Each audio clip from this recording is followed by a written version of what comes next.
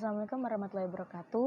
Pada kesempatan kali ini kami akan menjelaskan tentang percobaan kolinergik dan anti kolinergik.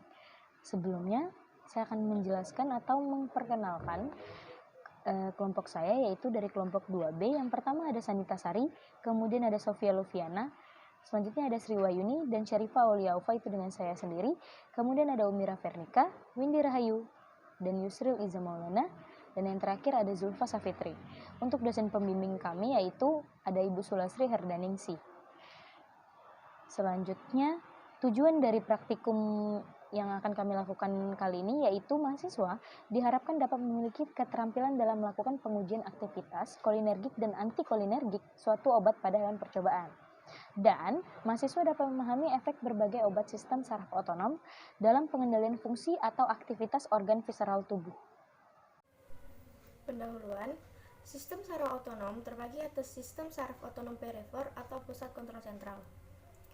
Sistem saraf otonom perifer merupakan sistem motorik yang terdiri atas dua bagian atau divisi, yaitu sistem simpatetik dan parasimpatetik. Setiap bagian saraf tersebut mengirim serat-serat saraf eferen ke otot, organ, dan kelenjar yang dipersarafinya. Umumnya, tetapi tidak selalu. Kedua saraf tersebut mempunyai efek yang berlawanan. Dalam pengertian yang sangat luas, dapat dikatakan bahwa saraf simpatetik membantu tubuh menyesuaikan diri terhadap situasi baru atau tidak normal. Simpatetik membantu tubuh menyesuaikan diri terhadap situasi baru atau tidak normal, sedangkan saraf parasimpatetik menunjukkan aktivitas bila tubuh bekerja di bawah kondisi normal. Pada setiap neuron atau sel saraf simpatetik ataupun saraf parasimpatetik terdapat bagian saraf pranganglion dan pascaganglion. Ujung saraf pranganglion dari saraf simpatetik mengeluarkan neurotransmitter asetilkolin dan ujung saraf pascaganglion melepaskan norepinefrin, sehingga sistem saraf ini disebut sistem adrenergik. Berbeda dengan saraf simpatetik, neuron saraf parasimpatetik, baik bagian pra maupun pasca, kedua-duanya mengeluarkan neurotransmitter asetilkolin, sehingga sistem saraf ini disebut dengan sistem kolinergik. Obat-obat yang dapat mempengaruhi fungsi sistem saraf otonom bekerja berdasarkan kemampuannya meniru atau memodifikasi aktivitas neurotransmitter atau neurotransmitter tersebut. Prinsip pada percobaan ini adalah bahwa pemberian zat kolinergik pada hewan percobaan dapat menyebabkan peningkatan pengeluaran saliva dan hypersaliva, dapat dihambat oleh zat antikolinergik. Assalamualaikum warahmatullahi wabarakatuh. Perkenalkan, nama saya Umira Vernika. Di sini saya akan melanjutkan penjelasan dari teman saya yaitu Sofia Loviana. Di sini saya akan menjelaskan tentang alat dan bahan. Untuk alat sendiri ada speed injeksi dan jarum 1 mili dan wadah dari kaca. Dan untuk bahannya ada atropin dosis 1 kali pakai untuk manusia 70 kg sama dengan 1 mg. Kegunaannya sebagai obat antikolinergik berkhasiat menekan atau menghambat aktivitas kolinergik. Atropin sebagai obat untuk mengurangi sekresi saliva pada mencit. Untuk bahan yang kedua ada polikarpin, yaitu dosis 1 kali pakai pada manusia 70 kg sama dengan 20 mg, dan untuk kegunaannya termasuk ke dalam obat kolinergik, dapat meningkatkan pengeluaran saliva dan terjadi hipersaliva pada mencit. Untuk bahan ketiga ada Valisan B, yaitu dosis 1 kali pakai pada manusia 70 kg sama dengan 2 mg. Kegunaannya untuk menghasilkan efek sedasi pada mencit. Dan untuk NaCl 0,9%, kegunaannya sebagai kontrol. Dan kertas saring yang ditaburi metilen blue dan hewan uji yaitu mencit. Baiklah, saya akan melanjutkan penjelasan dari Umira Vernika, yaitu prosedur kerja. Yang pertama, dipuasakan hewan percobaan mencit jantan 18 jam sebelum praktikum. Dibagi atas 4 kelompok mencit, masing-masing kelompok terdiri dari 3-4 ekor. diberi semua mencit valisan B secara IP. Setelah 30 menit, setiap kelompok diberi perlakuan. Kelompok 1 diberi NaCl 0,9% secara oral. Kelompok 2 diberi pilocarpin. Kelompok 3 diberi atropin, lalu segera disuntik pilocarpin. Kelompok 4 diberi pilocarpin, lalu segera disuntik atropin. Disimpan semua mencit dalam wadah kaca yang diberi alas kertas saring. Kemudian diamati pengeluaran saliva pada kertas saring step 5 dan diameternya diukur. Setiap kali setelah pengamatan, kertas saring diganti dengan yang baru. Pengamatan dilakukan selama 45 dimulai setelah menyuntikkan pilocarpin. Untuk kelompok 4, begitu terlihat adanya bercak saliva pada kertas saring, segera suntikan atropin. Selanjutnya, lakukan pengamatan seperti di atas. Ekskresi saliva untuk setiap kelompok. Dari data diameter bercak saliva pada setiap waktu pengamatan dapat dihitung persentase inhibisi ekskresi saliva untuk setiap kelompok, dan didapatlah hasilnya. Yang kedua, cara kerja jangka sorong, yaitu diputar kunci jangka sorong ke kiri untuk mengendorkan sikur pengunci. Kemudian digeser rahang jangka sorong sedikit ke kanan. Diletakkan kertas saring yang berisi saliva yang akan diukur ke dalam jangka sorong hingga kedua rahang atas jangka masuk ke dalam kertas saring tersebut. Kemudian digeser rahang ke kanan hingga kedua rahang jangka sorong menyentuh kedua dinding kertas saring yang diukur. Lalu dikunci sikur pengunci pada jangka sorong. Dibaca dan catat hasil pengukurannya, dan dapatlah hasilnya. Oke, baiklah, di sini saya Yusril Iza Maulana akan melanjutkan presentasi dari Zulfa Safitri terkait hasil pada poin data pengamatan kolinergik dan anti kolinergik.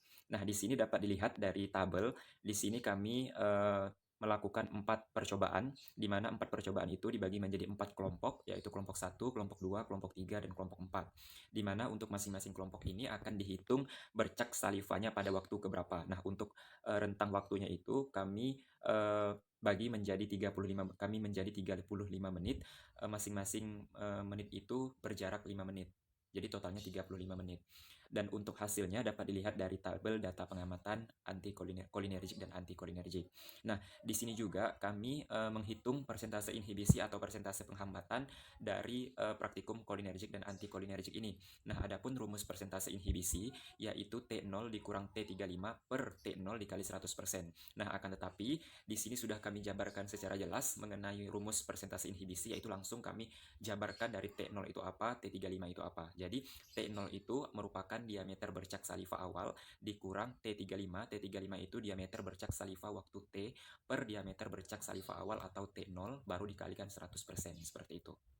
Nah, untuk hasil dari persentase inhibisi akan ada pada slide berikutnya ya. Untuk data pengamatannya bisa dilihat di tabel yang telah disediakan pada PPT ini.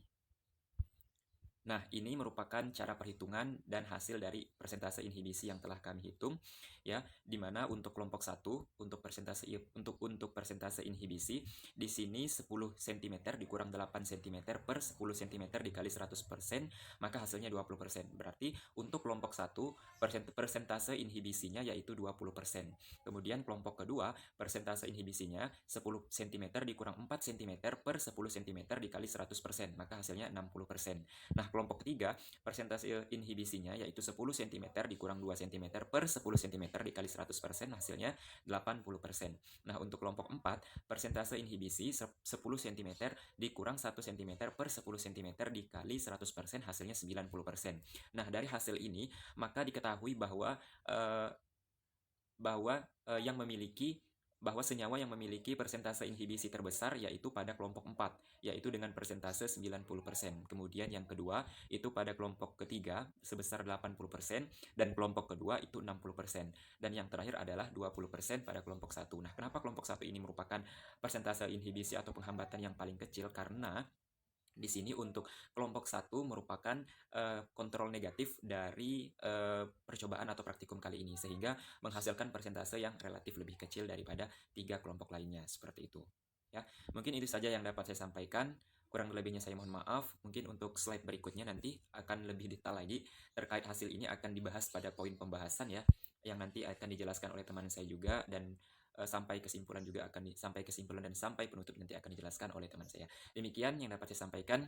Sekali lagi saya ucapkan terima kasih. Assalamualaikum warahmatullahi wabarakatuh. Perkenalkan, nama saya Windy Rahayu Hasyam. Di sini saya akan melanjutkan presentasi dari teman saya.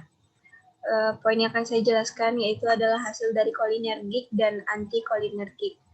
Untuk mendapatkan hasilnya, kita menggunakan rumus yaitu persen inhibisi sama dengan diameter bercak saliva awal dikurang diameter saliva waktu atau T, kemudian dibagi diameter bercak saliva awal dikali 100%. Untuk kelompok yang pertama, persen inhibisi sama dengan diameter bercak saliva awal untuk kelompok pertama adalah 10 cm, kemudian dikurang dengan diameter bercak saliva waktu 8 cm, dibagi diameter bercak saliva awalnya 10 cm, kemudian dikali 100%, hasilnya adalah 20%. Selanjutnya adalah untuk kelompok 2, persen inhibisi sama dengan diameter bercak saliva awal untuk kelompok 2 adalah 10 cm, kemudian dikurang diameter bercak saliva waktu adalah 4 cm, kemudian dibagi diameter bercak saliva awal 10 cm, kemudian dikali 100%, hasilnya adalah 60%. Selanjutnya untuk kelompok 3, persen inhibisi sama dengan diameter bercak saliva awalnya juga 10 cm, kemudian dikurang dengan diameter bercak saliva waktu 2 cm, kemudian dibagi diameter bercak saliva awal yaitu 10 cm. Kemudian dikali 100%, hasilnya adalah 80%. Untuk selanjutnya adalah kelompok 4, persen inhibisi sama dengan diameter bercak saliva awal kelompok 4 adalah 10 cm, kemudian dikurang diameter bercak saliva waktu yaitu 1 cm, kemudian dibagi diameter bercak saliva awal 10 cm, lalu dikali 100%, hasilnya adalah 90%. Baik, itu yang saya jelaskan. Selanjutnya akan dijelaskan atau dipresentasikan oleh teman saya. Baik, sekian dan terima kasih. Wassalamualaikum warahmatullahi wabarakatuh.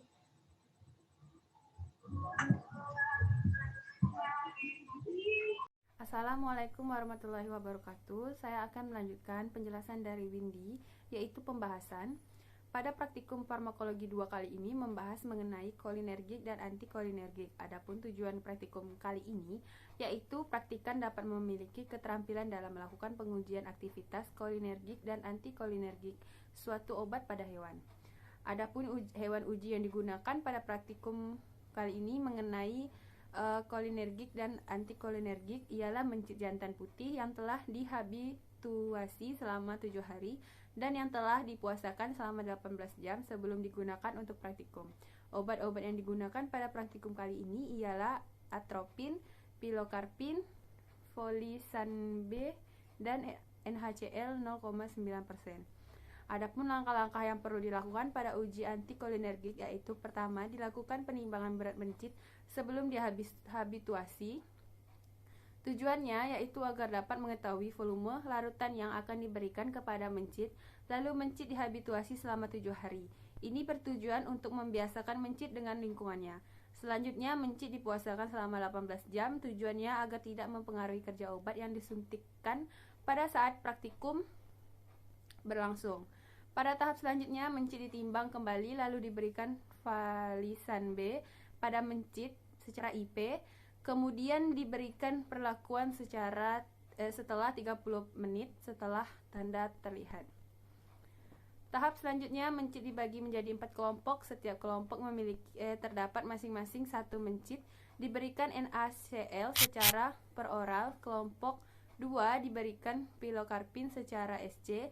Kelompok 3 diberikan atropin secara subkutan. Kelompok 4 diberikan pilokarpin dan atropin secara subkutan. Berikut langkah-langkah pemberian secara peroral.